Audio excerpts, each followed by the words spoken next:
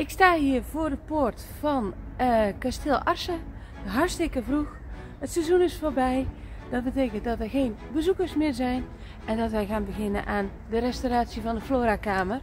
Nou, daar moet een hele hoop voor gebeuren. Daar gaan we jullie de komende tijd in meenemen. Dus ik zou zeggen, door de poort heen en aan de slag.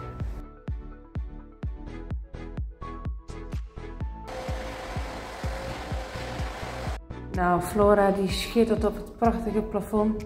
Maar het is tijd dat de rest van de kamer ook die mooie barokke allure krijgt van vroeger.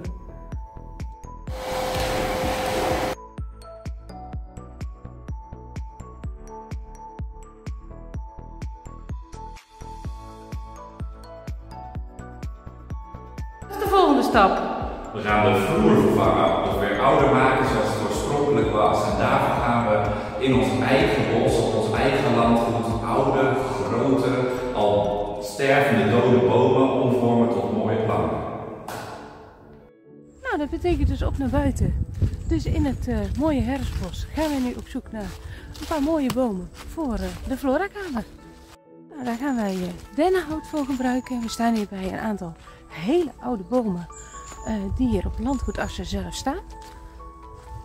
En de collega's zijn al druk bezig met het kijken of deze bomen wellicht geschikt zijn.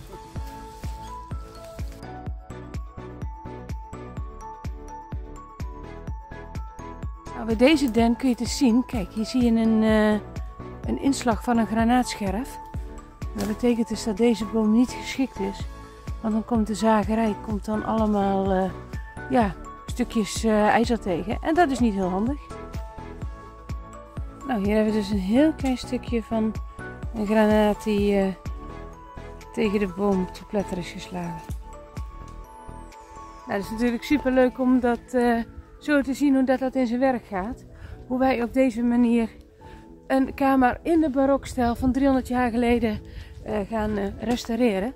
Wil jij nou ook helpen met de restauratie? Dat kan nog. Je kunt geld doneren. We komen nog zeker wat tekort om te zorgen dat de Florakamer weer helemaal in die oude stijl is. Dus ik zou zeggen, klik op de link en help ons bij de restauratie van de Florakamer van Kasteel Arsen.